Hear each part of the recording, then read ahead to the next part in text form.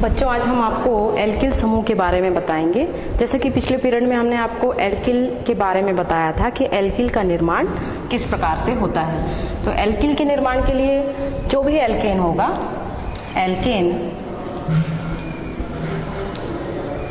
Alkene में से -N + इल,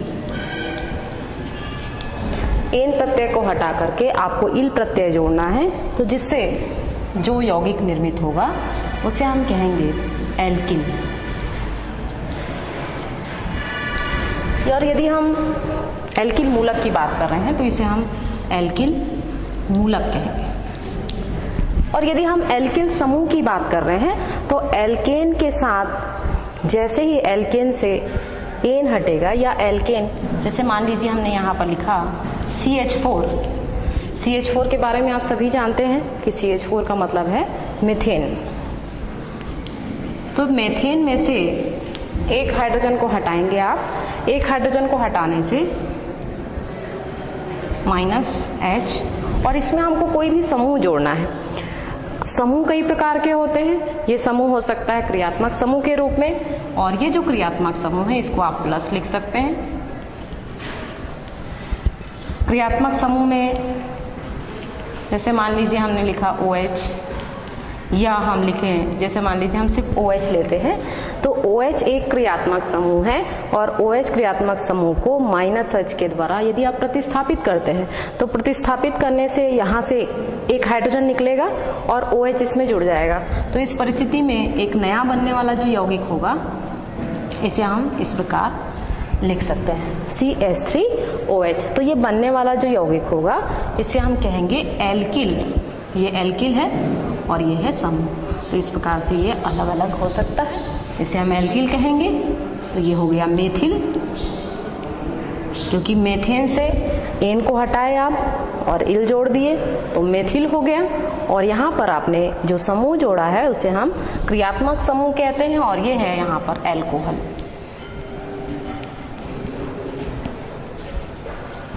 इसे हम कहते हैं एल्कोहल। तो इस प्रकार से आप देखिए कि यहाँ पर यदि हम एल्केन समूह की निर्मिति करनी है तो किसी भी एल्केन में से एक हाइड्रोजन को हटाएंगे। एक हाइड्रोजन को हटाकर किसी भी क्रियात्मक समूह को यदि आप जोड़ते हैं तो उसके फलस्वरूप ये जो भी नया यौगिक बनेगा ये यौगिक कहलाएगा एल्किल समूह। तो इस प्रकार से जो क्रियात्मक समूह है, क्या है क्रियात्मक समूह?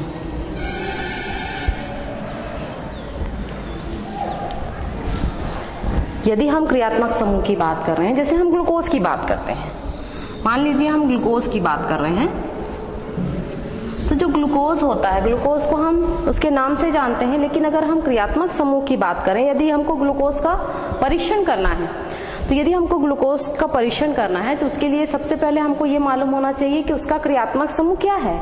और यदि क्रियात्मक समूह हमको पता चल चुका है तो हम उसका यदि परीक्षण करते हैं तो परीक्षण करने से वह क्रियात्मक समूह हमें पता चल जाएगा, और उस आधार पर हम ग्लूकोज को जान सकेंगे। तो किसी भी यौगिक को पहचानने के लिए, उसके गुणों का अध्ययन करने के लिए क्रियात्मक समूह अत्यंत आवश्यक है, और क्रियात्मक समूह के द्वारा ही हम किसी भी यौगिक की पहचान करते हैं। तो ये क्रियात्मक समूह, यदि हम ग्लूकोज की बात करें तो इसको हम इस रूप में बता सकते हैं आपको,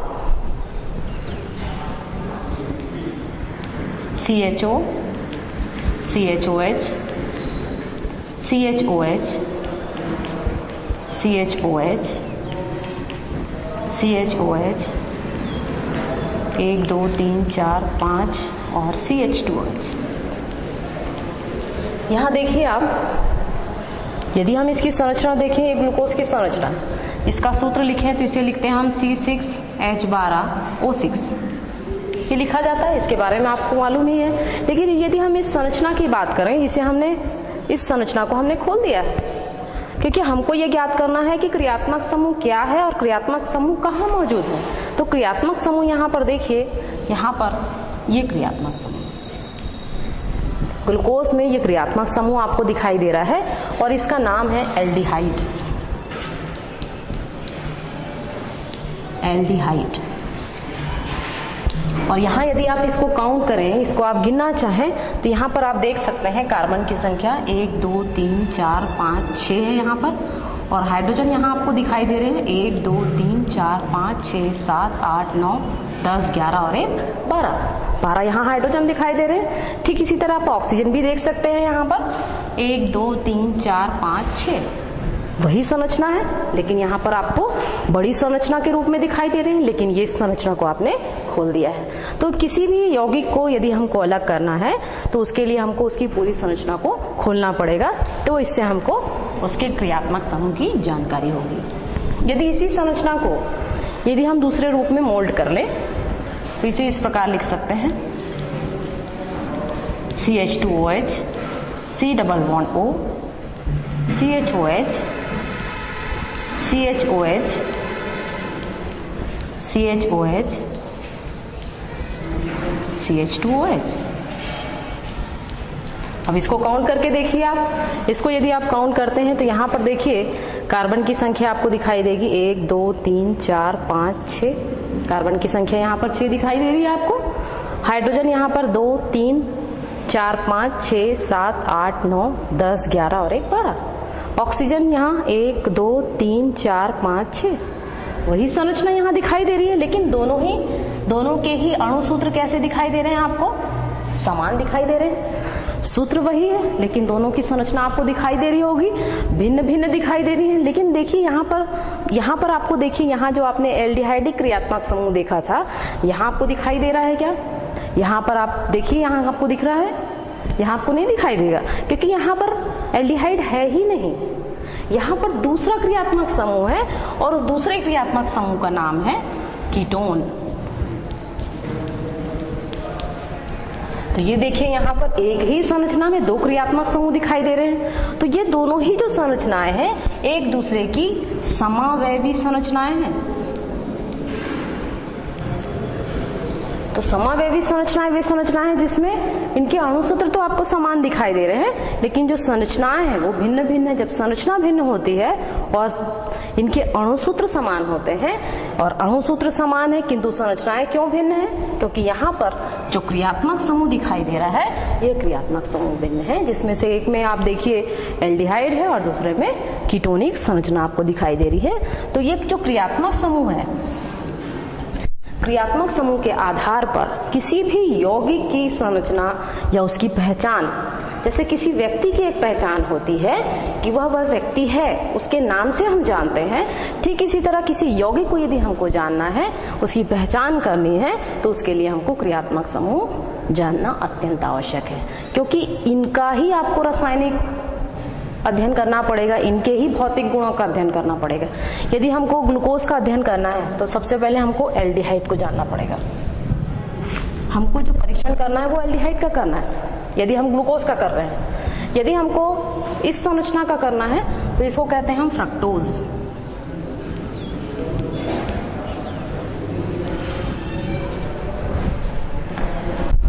सूत्र वही है, लेकिन यहाँ पर इसे हम ग्लूकोज कहते हैं और इसे हम फ्रक्टोज कहते हैं। ग्लूकोज इसलिए कहते हैं क्योंकि यहाँ पर जो क्रियात्मक समूह है ये एल्डिहाइड है, और यहाँ इसे हम फ्रक्टोज इसलिए कहते हैं क्योंकि इसमें जो क्रियात्मक समूह है वो कीटोन है। तो कीटोन हो या एल्डिहाइड हो या हाइड्रोक्सी समूह हो, यहाँ यदि हम मेथिल एल्कोहल की बात कर रहे हैं तो मेथिल एल्कोहल में यहाँ पर जो क्रियात्मक समूह है ये OH है, और ये OH है, इसको कहते हैं हम हाइड्रोक्सी समूह, हाइड्रोक्सी क्रियात्मक समूह।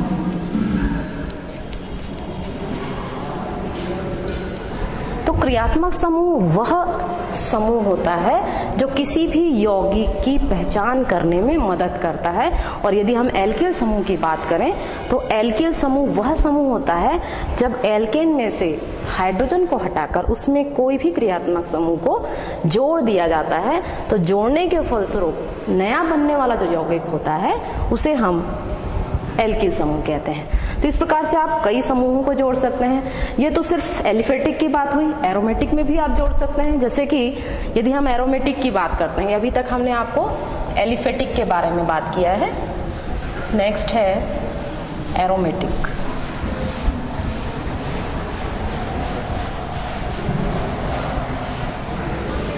तो यहाँ पर आपने जो देखा एल्किल समूह और यदि हम एरोमेटिक में लिखेंगे तो उसे हम कहेंगे एल्केल समूह नहीं कहेंगे, बल्कि कहेंगे एरिल समूह।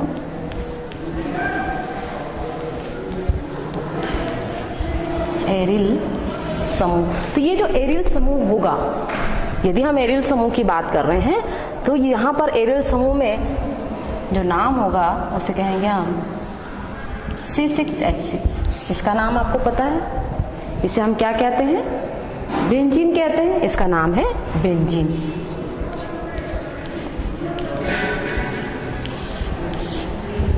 बेंजीन या एरोमेटिक यौगिक कहा जाता है। इस बेंजीन में से हमको एक हाइड्रोजन निकालना है और इसमें कोई भी समूह जोड़ना है। जैसे मान लीजिए हमने इसमें एक हाइड्रोजन निकाला और इसमें हमने NO2 ये हमने जोड़ दिया। NO2 यहाँ पर एक क्रियात्मक समूह है और इस क्रियात्मक समूह को एक हाइड्रोजन के प्रतिस्थापन द्वारा हमने इसमें जोड़ दिया। जोड़ने के बाद आप देखिए यहाँ पर जो नया यौगिक बनेगा ये होगा C6H5NO2। तो यहाँ जो C6H5NO2 बन रहा है इसे हम कहते हैं बेंजीन। तो इसे कहेंगे हम नाइट्रोबेंजीन। तो ये जो नाइट्रोबेंजीन बन रहा है वो किसके कारण बन रहा है, और इनके यदि गुणों की चर्चा यदि हमको करनी है, गुणों का अध्ययन करना है, तो इस क्रियात्मक समूह का अध्ययन करना पड़ेगा, इसके रासायनिक गुणों का अध्ययन करना पड़ेगा। जब हम इसके रासायनिक गुणों का अध्ययन करेंगे तो ही इस यौगिक की पहचान होगी। जिस प्रकार से किसी व्यक्ति की यदि हमको पहचान करना है तो उसके गुणों के, उसके अच्छे गुण, उनके बुरे गुणों के बारे में हमको चर्चा करनी पड़ती है कि यह किस प्रकार का व्यवहार करता है। जैसे हम किसी यौगिक की बात करते हैं तो हमने भौतिक गुणों का यदि अध्ययन करना है तो हम ये कहेंगे कि इसकी गंध कैसी होती है, यह पानी से क्रिया करने के बाद ये घुलता है या नहीं, यदि पानी से नहीं घुल रहा है तो ये अम्लराज से घुल रहा है या नहीं, या तनु एसियल से घुल रहा है या नहीं, सांद्र एसियल से घुल रहा है या नहीं, मतलब किस प्रकार से इसकी घुलनशीलता है, इनकी विभिन्न प्रकार के यौगिकों से क्या क्रिया होती है, कौन सी गैस निकलती है, किस प्रकार से इसका निर्माण होता है, इन सभी का अध्ययन करने के लिए हमें क्रियात्मक समूह का अध्ययन करना पड़ता है। तो यहाँ पर यदि ये एरोमेटिक यौगिक है तो एरोमेटिक यौगिक से बनने वाला जो यौगिक होगा या बनने वाला जो समूह होगा उसे कहेंगे हम एरिल समूह। जैसे एल्किल समूह होता है वैसे एरिल समूह होगा। जैसे एल्किल समूह हमने बनाया है इसके पहले, जैसे एल्किल मूलक बनाया वैसे ही यहाँ पर क्या बनेगा, फेनिल मूलक। जैसे हमने यहाँ पर लिखा C6H6, तो ये तो बेंजीन है, बेंजीन में से हमने एक हाइड्रोजन निकाल दिया और एक हाइड्रोजन निकालने के बाद जो भी यौगिक बनेगा वो कहलाएगा फेनिल या बेंजीन। C6H5 बनेगा ना, तो C6H6 है, एक हाइड्रोजन निकल गया, तो यहाँ पर ये बेंजीन है, तो बेंजीन से ये क्या बन जाएगा, बेंजील। इसको कहेंगे हम बेंजीन और इसे कहेंगे बेंजील मूलक। बेंजील मूलक इस प्रकार से। तो यहाँ पर आप देखिए कि चाहे वो बेंजील मूलक हो या उसे हम एरिल मूलक कहें, किसी भी रूप में उसका नामकरण किया जा सकता है। तो यहाँ पर एरिल मूलक के रूप में यदि हम इस रूप में यदि हम इसको लिखें, जैसे कि विभिन्न प्रकार के क्रियात्मक समूह के द्वारा इसका नामकरण किया जा सकता है।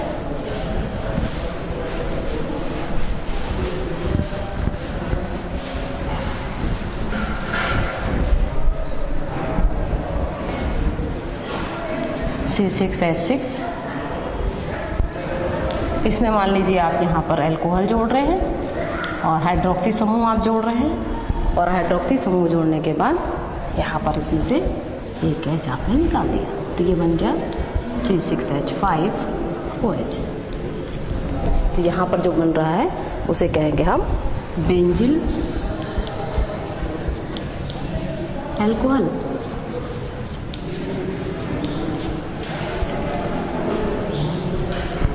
इसे आप देख लीजिए, यहाँ पर बेंजीन से एक हाइड्रोजन निकला और यहाँ OH जुड़ गया, OH जुड़ने के बाद ये बेंजील अल्कोहल बन गया। इसे आप नोट कर लीजिए।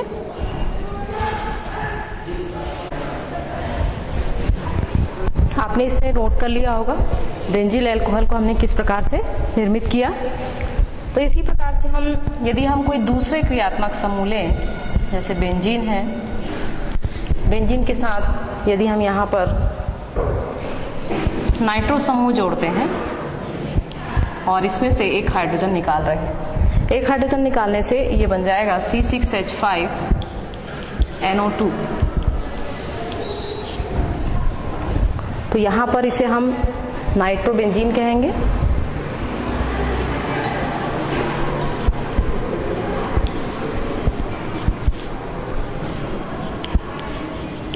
नाइट्रोबेंजीन।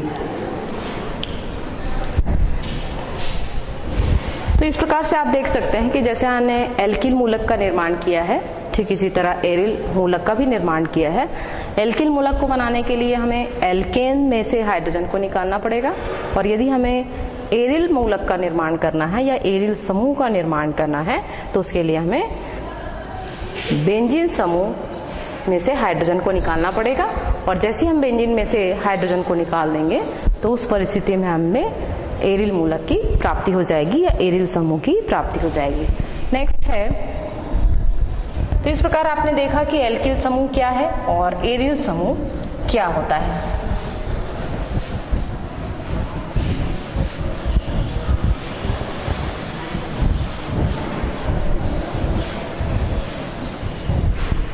नेक्स्ट है कार्बनिक यौगिक।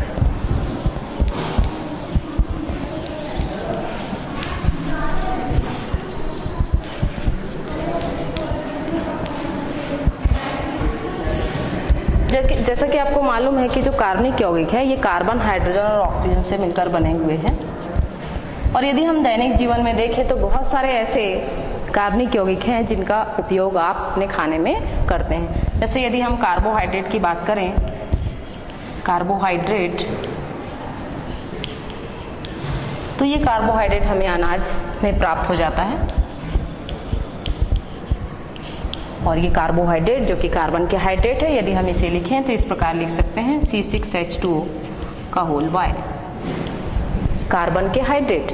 यदि मान लीजिए यहाँ पर हम कार्बन की मात्रा 6 ले लेते हैं और H2O का होल 6 ले रहे हैं, तो उस परिस्थिति में इसका सूत्र हो जाएगा C6H12O6। तो यहाँ ये कार्बोहाइड्रेट है, तो यहाँ पर आप देखिए कार्बन, हाइड्रोजन और ऑक्सीजन तीनों ही परमाणु इसके अंदर मौजूद है। तो ऐसे यौगिक जिसमें कार्बन, हाइड्रोजन, ऑक्सीजन मौजूद होते हैं उसे हम कार्बनिक यौगिक कहते हैं।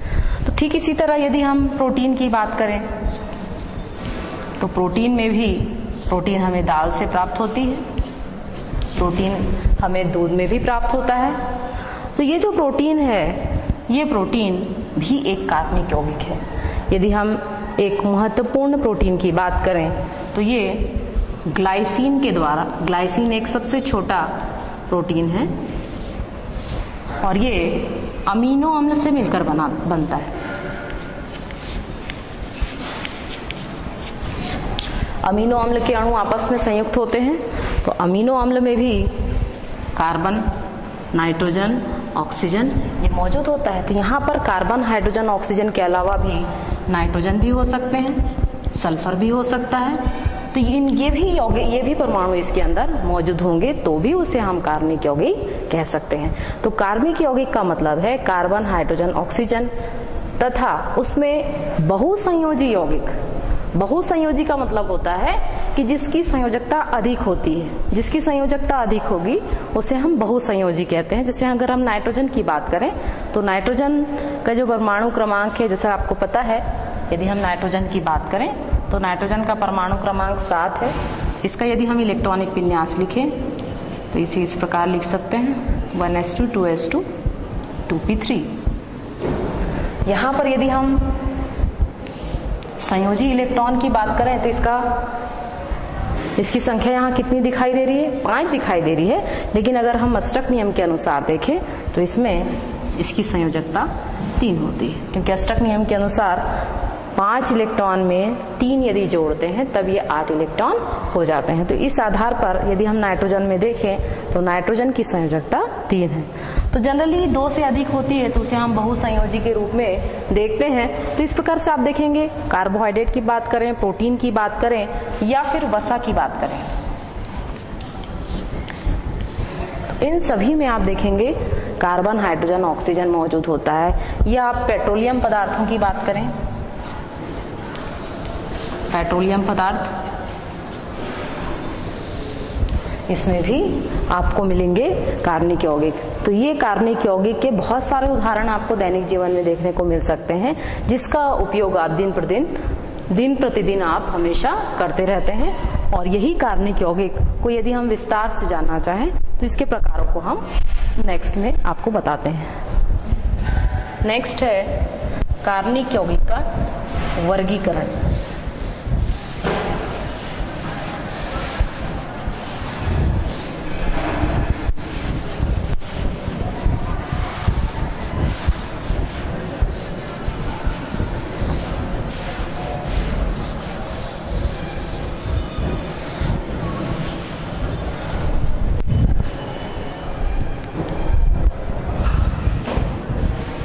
कार्बनिक यौगिकों का वर्गीकरण।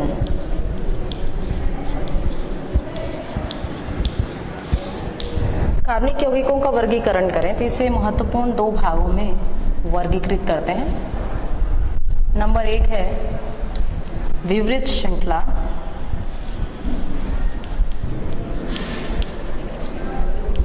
दूसरा है समृद्ध श्रृंखला,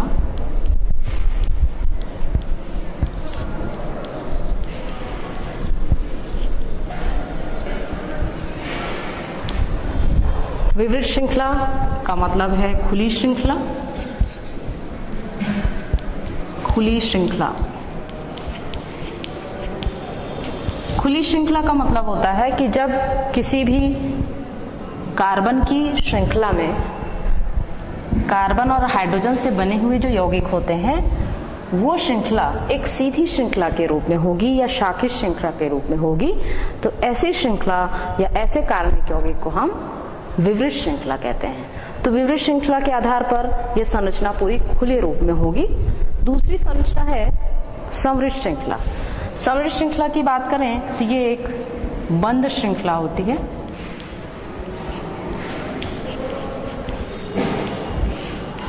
या इसे आप चक्रीय कह सकते हैं।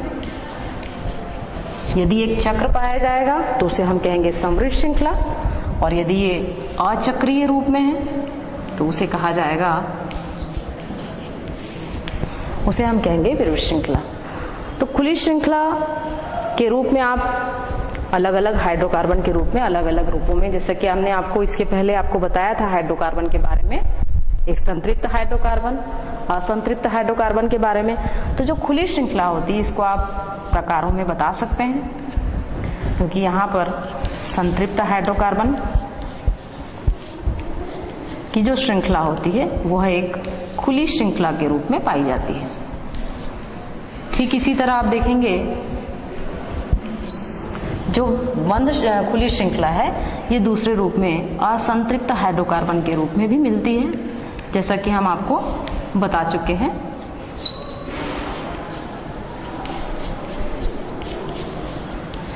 हाइड्रोकार्बन। दूसरी श्रृंखला है बंद श्रृंखला। ये बंद श्रृंखला 2 प्रकार की होती है। एक होती है समचक्रीय,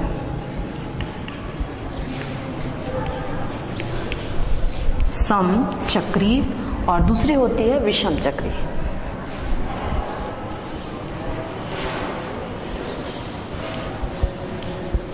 समचक्रीय नाम से ही परिलक्षित हो रहा है कि इसमें समान परमाणु मौजूद होंगे, और विषम चक्री का मतलब होता है इसमें इनके अलावा दूसरे भी परमाणु जब मौजूद होंगे तो उसे हम विषम चक्री कहेंगे।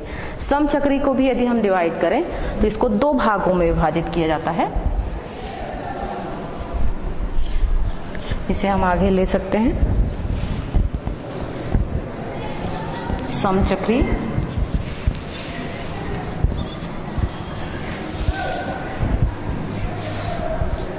एक होता है एलिसाइक्लिक,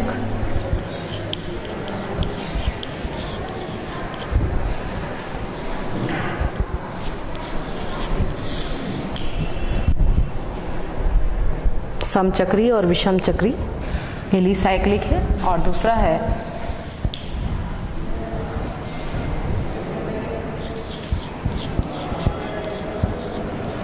बेंजीनॉइड। एलिसाइक्लिक में आप देखेंगे इसको हम अलग अलग रूपों में बता सकते हैं आपको। जैसे यहाँ पर देखिए सबसे पहले है खुली श्रृंखला। खुली श्रृंखला के लिए आप देखिए यहाँ CH3 CH2 CH3, ये खुली श्रृंखला होगी। किसमें? कार्बन और हाइड्रोजन मौजूद है, और ये कार्बन और हाइड्रोजन आपस में एक दूसरे से संयोजकता के अनुसार जुड़े हुए हैं। यहाँ पर हमने देखा कि कार्बन और हाइड्रोजन में के बीच में कार्बन के साथ 3 हाइड्रोजन जुड़े हुए हैं। यहाँ आपने देखा कार्बन के साथ 2 हाइड्रोजन जुड़े हुए हैं। तो ये अपनी कार्बन की संयोजकता के आधार पर है। कार्बन की संयोजकता के आधार पर किस प्रकार से? जैसे मान लीजिए हम कार्बन की बात कर रहे हैं, तो जो कार्बन की संयोजकता होती है ये 4 होती है। तो यहाँ पर देखिए दूसरा कार्बन जुड़ा हुआ है, ये दिखाई दे रहा है आपको। यहाँ CH3 है, तो यहाँ पर भी आप देखिए कार्बन के साथ 3 हाइड्रोजन जुड़े हुए हैं। दूसरे में देखिए दूसरा कार्बन इसके साथ जुड़ा हुआ है, और ये इस प्रकार से यहाँ पर आगे जो कार्बन के साथ दूसरा कार्बन तीसरा कार्बन जुड़ेगा, तो यहाँ पर देखिए प्रत्येक कार्बन के साथ 4 बंध दिखाई दे रहे हैं। तो ये जो 4 बंध दिखाई दे रहे हैं ये 4 संयोजकता को दर्शाते हैं। कि जो कार्बन की जो संयोजकता होती है, जैसे हम कार्बन का परमाणु क्रमांक लिखें, इसका परमाणु क्रमांक 6 होता है, और यदि हम इसका इलेक्ट्रॉनिक विन्यास निकालें तो ये होगा 1s2 2s2 2p2, 1s2 2s2 2p2।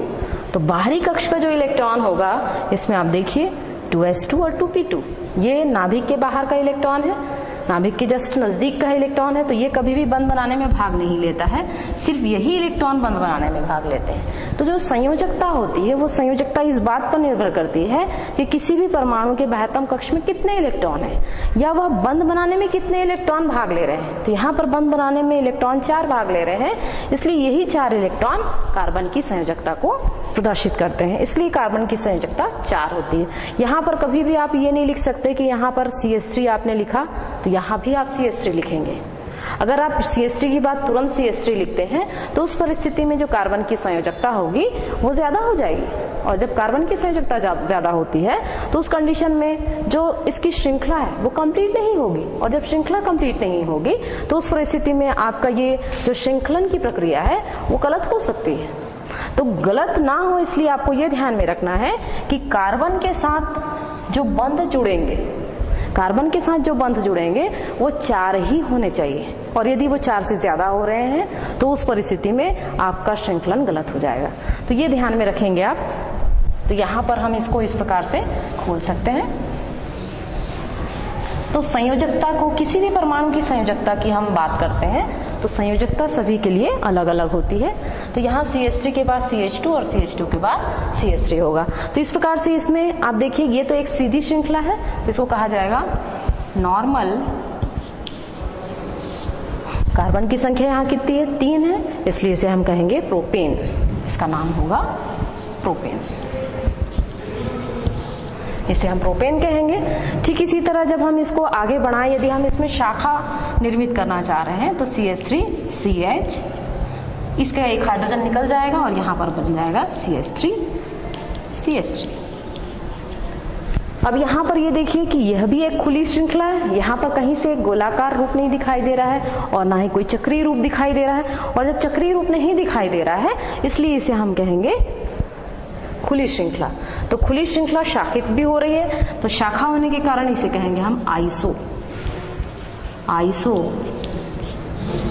दूसरे नंबर पर मेथिल समूह है, क्योंकि अभी आपको हमने बताया कि एल्किल समूह होता है मेथिल, तो ये हो जाएगा 2 methyl propane. Iso 2 methyl propane.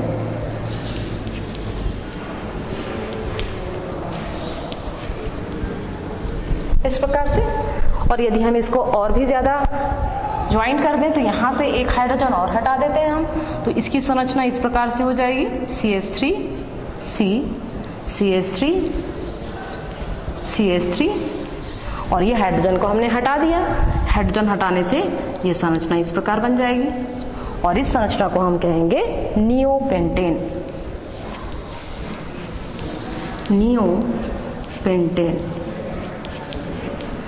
तो जो श्रृंखला है वो कितने रूपों में विभाजित की जा सकती है? 3 रूपों में विभाजित की जा सकती है। एक तो नॉर्मल रूप में विभाजित करेंगे या आइसो में, या फिर आप उसको नियो में विभाजित कर सकते हैं। तो इस प्रकार से आप देखिए खुली श्रृंखला को हम किन किन रूपों में विभाजित कर सकते हैं। और उसी प्रकार से इसको हम दूसरा नाम और क्या दे सकते हैं? यहाँ पर आप देखिए कार्बन की संख्या यहाँ पर यदि श्रृंखला में यदि हम देखें तो 1, 2 और 3 है। इधर से भी यदि हम लेते हैं 1, 2 और 3 होगी तो इसे कहेंगे हम 2,2 डाइमेथिल प्रोपेन भी कहा जाएगा। 2,2 डाइमेथिल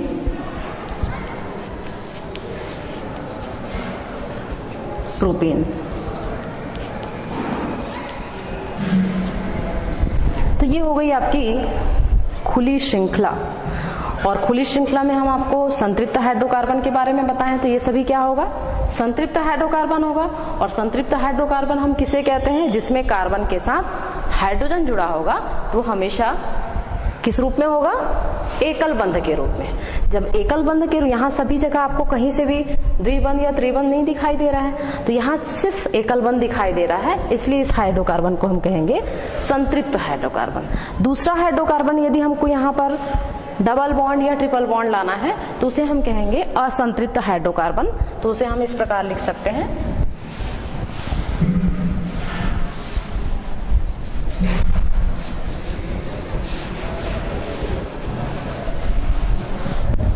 जैसे CH3 CH double bond CH2। अब ये हो गया, अब संतृप्त नहीं रहा बल्कि अब क्या होगा? ये असंतृप्त हाइड्रोकार्बन होगा।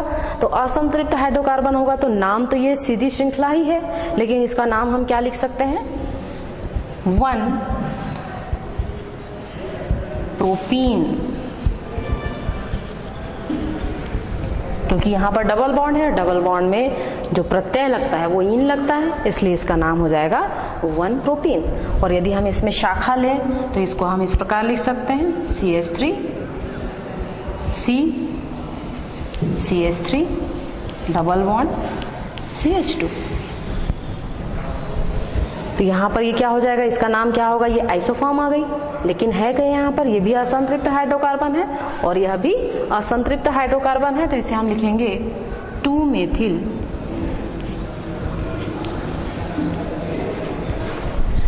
1 प्रोपीन। 1 प्रोपीन। ये एल्कीन के लिए हो गए, क्योंकि असंतृप्त हाइड्रोकार्बन 2 प्रकार के होते हैं, एक होता है एल्कीन और एक होता है एल्काइन। तो यहाँ जहाँ डबल बॉन्ड होगा या द्विबंध होगा उसे हम कहेंगे एल्कीन। और यदि त्रिबंध आता है, जैसे इसको ही हम यदि त्रिबंध में कन्वर्ट करना चाहें तो इसको हम इस प्रकार कर सकते हैं, CH3 C त्रिबंध CH।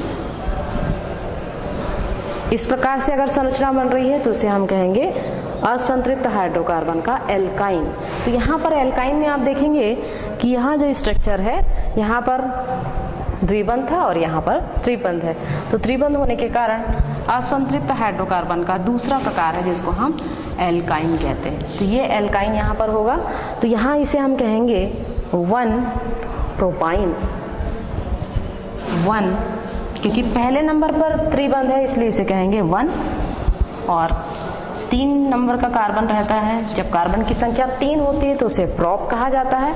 और इसमें हम आइन प्रत्यय जोड़ देंगे तो ये हो जाएगा प्रोपाइन। तो इस प्रकार से ये सभी श्रृंखलाएं आपको सीधी श्रृंखला या खुली श्रृंखला आपको दिखाई दे रही है। तो विवृत श्रृंखला वह श्रृंखला है जिसमें कार्बन और हाइड्रोजन आपस में मिलकर या कार्बन का श्रृंखलन हो रहा है, कार्बन एक श्रृंखला में दिखाई दे रहे हैं, या वो संतृप्त हाइड्रोकार्बन के रूप में होंगे या फिर असंतृप्त हाइड्रोकार्बन के रूप में होंगे। तो इस प्रकार से यदि संरचना बनती है तो उसे खुली श्रृंखला या अचक्रीय संरचना कहेंगे। नेक्स्ट है बंद श्रृंखला।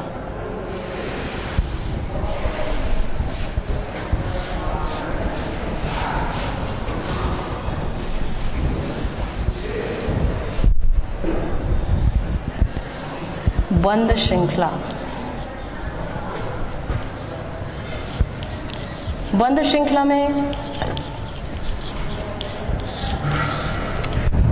बंद श्रृंखला नाम से ही परिलक्षित हो रहा है। बंद का मतलब एक चक्र होगा, और यदि चक्र के रूप में यदि कोई संरचना बनती है तो उसे हम कहते हैं समचक्रीय रूप कहेंगे या फिर विषम चक्रीय रूप में कहेंगे। यदि हम समचक्रीय रूप में ले रहे हैं, मान लीजिए हम समचक्रीय रूप में ले रहे हैं, तो जो समचक्रीय संरचना होती है यह भी दो प्रकार की होती है। नंबर एक है बेंजीनॉइड, ये इसको हम कह सकते हैं एलिसाइक्लिक।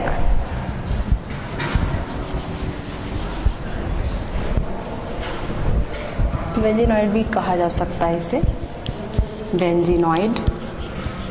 और दूसरा होता है नॉन बेंजीनॉइड।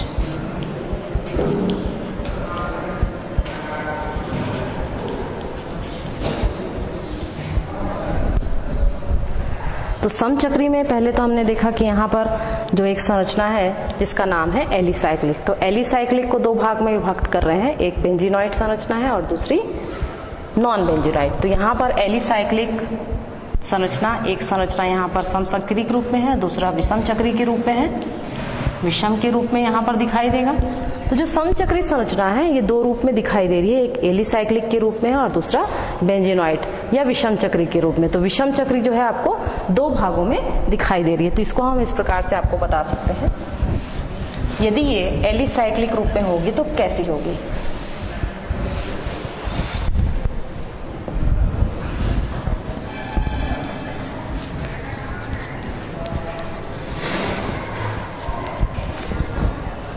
एलिसाइक्लिक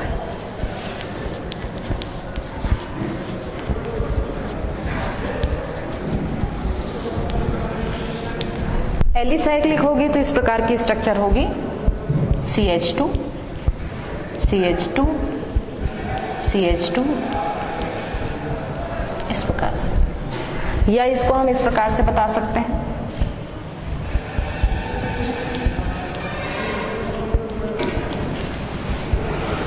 यहाँ पर कहीं भी डबल बॉन्ड आपको दिखाई नहीं दे रहा है, ना ही आपको त्रिबंध दिखाई दे रहा है, सिर्फ एक एकल बंध दिखाई दे रहा है। और ये जो एकल बंध है इसको हम बोलते हैं सहसंयोजक बंध। तो जो एकल सहसंयोजक बंध है जिसमें कार्बन और हाइड्रोजन के बीच में या कार्बन हाइड्रोजन या CH2 और CH2 के बीच में एक सिंगल बॉन्ड या एकल बंध आपको दिखाई दे रहा है, और इस प्रकार जो यौगिक बन रहा है उसे हम कहेंगे एलिसाइक्लिक यौगिक।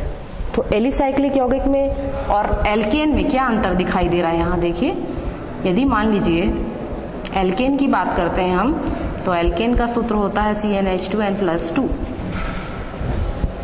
तो यहाँ पर जो संरचना बन रही है, यदि हम यहाँ पर लें 3 कार्बन है तो 3 कार्बन के लिए लें तो इसका मान कितना हो जाएगा, 2 तिया 6 और 2 8, C3H8 हो जाएगा। लेकिन यहाँ पर कितने हैं, 2 तिया 6 कार्बन के साथ यदि हम एलिसाइक्लिक की बात करें तो इसमें C3H6 होगा। मतलब जितनी कार्बन की संख्या होती है उसका जस्ट डबल हाइड्रोजन की संख्या होती है। किस यौगिक के लिए, एलिसाइक्लिक है। ये समचक्री, क्योंकि समान चक्र इसमें आपको दिखाई दे रहा है, समान कार्बन और हाइड्रोजन इसके अंदर मौजूद है, लेकिन कार्बन की संख्या का जस्ट दुगना ये आपको हाइड्रोजन की संख्या आपको दिखाई दे रही है। तो ये है एल्केन की संरचना जिसको आप C3H8 कहते हैं, और ये है यहाँ पर प्रोपेन। और ये प्रोपेन कैसी श्रृंखला है, खुली श्रृंखला है। और खुली श्रृंखला होने के साथ साथ आप देखिए यहाँ पर जो दूसरी संरचना है जिसको हम एलिसाइक्लिक कहते हैं या चक्रीय संरचना कहते हैं, और ये सक्रिय संरचना को कहा जाएगा साइक्लोप्रोपेन।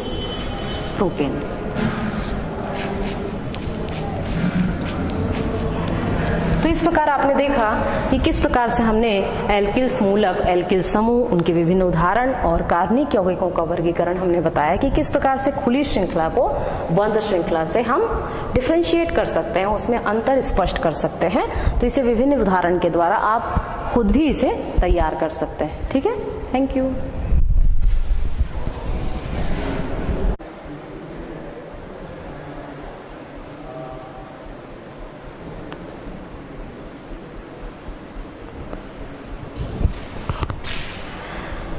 बच्चों, हम आपको कार्बनिक यौगिकों के वर्गीकरण हमने बताया था आपको, लेकिन ब्लैक बोर्ड में शायद स्पष्ट नहीं दिख रहा था, तो उसे हम आपको बता रहे हैं। कार्बनिक यौगिकों का वर्गीकरण।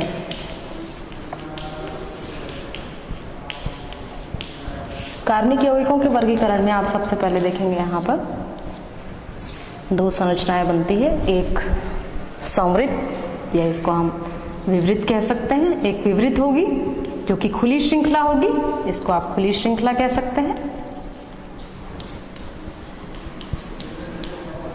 और दूसरी होगी संवृत, मतलब जिसमें चक्र होगा, संवृत।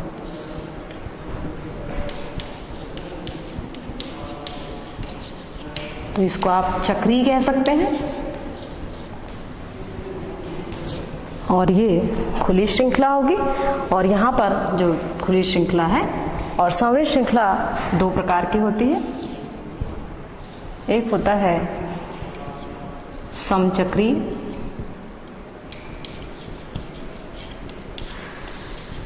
और दूसरा होता है विषम चक्रीय।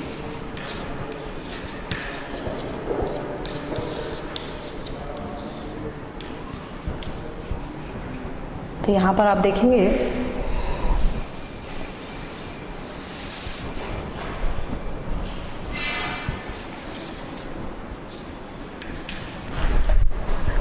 विवृत श्रृंखला खुली श्रृंखला होगी यदि ऐसा कार्बनिक होगी जिसमें खुली श्रृंखला आपको दिखाई देगी एल्केन के रूप में, एल्कीन के रूप में या एल्काइन के रूप में, तो वो होगी विवृत श्रृंखला। और यदि समवृत श्रृंखला है तो वहां पर आप देखेंगे एक चक्र के रूप में होगा, तो ये समचक्रीय होगी जिसमें कार्बन और हाइड्रोजन ही होंगे, तो समचक्रीय होगा। और यदि कार्बन और हाइड्रोजन के अलावा दूसरे भी यौगिक इसमें होंगे, दूसरे भी परमाणु इसमें होंगे, तो उसे हम कहेंगे विषम चक्रीय। तो यहाँ पर समचक्रीय को हम और दूसरे प्रकार से हम विभाजित करते हैं।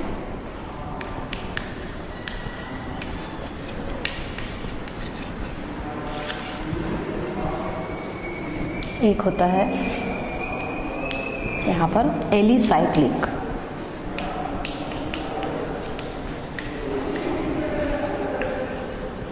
और दूसरा होता है बेंजीनॉइड।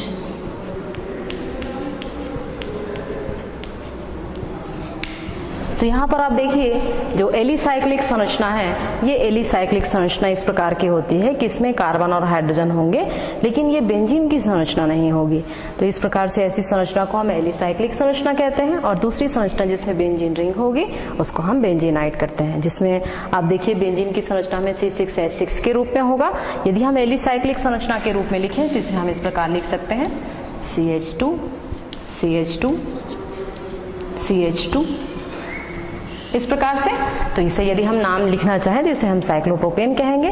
और यदि हम बेंजीनाइड संरचना के बारे में देखें तो इसे हम इस प्रकार लिख सकते हैं, ये संरचना जो होगी वो बेंजीनॉइड होगी। यहाँ पर CH CH अल्टरनेट क्रम में यहाँ पर डबल बॉन्ड होते हैं इस प्रकार से। तो ये हो गया कार्बनिक यौगिकों का वर्गीकरण, जो कि आपको हमने यहाँ बताया था लेकिन वो स्पष्ट नजर नहीं आ रहा था, तो इसलिए आप इसे नोट कर लेंगे। Thank you.